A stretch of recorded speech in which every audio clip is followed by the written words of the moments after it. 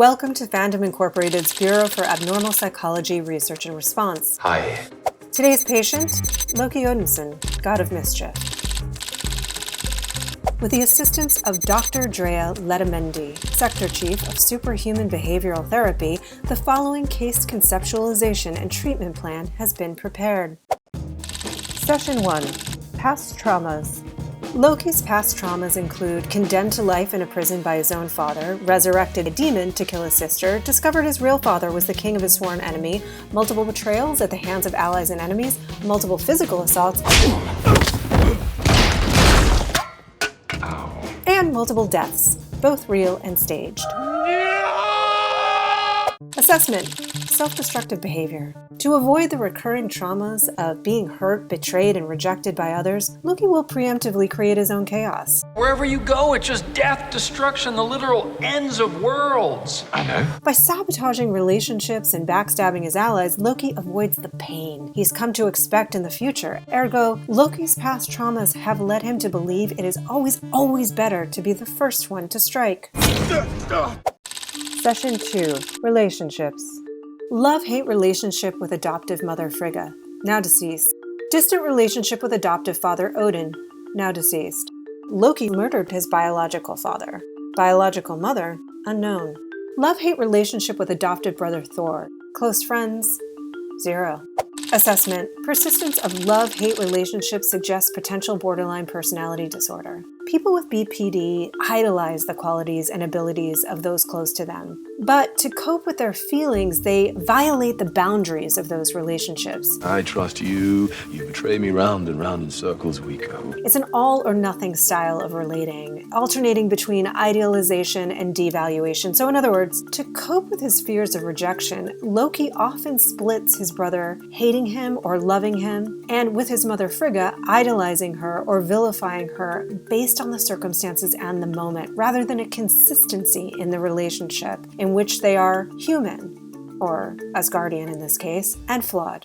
Session 3. Sense of self.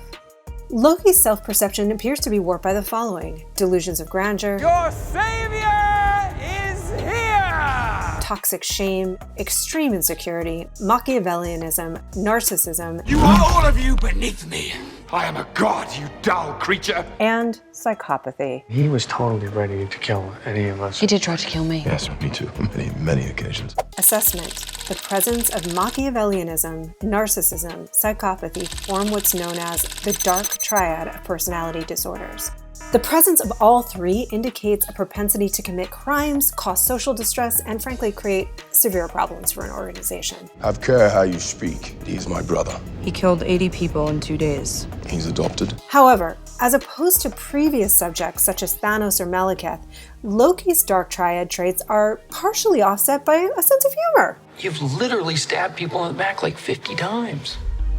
Why never do it again? As well as high levels of perceptiveness and the potential for close relationships. It is with this in mind that in this case we recommend treatment over termination. When working with individuals with early experience of abandonment, rejection, or ruptures, we recommend traveling back to the moment or age when they first started to have significant or chronic thoughts of inadequacy.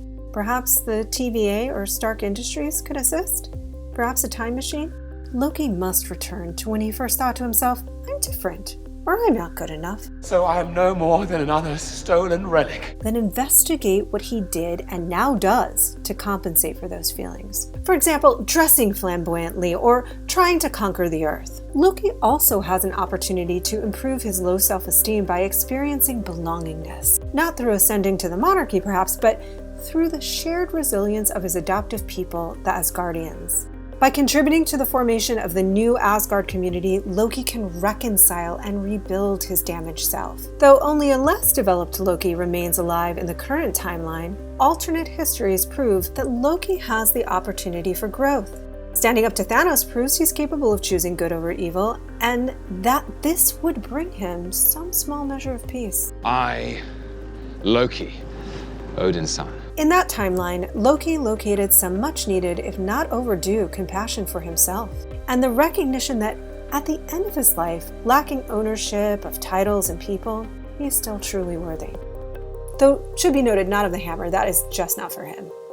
Analysis complete. Next patient. Boy,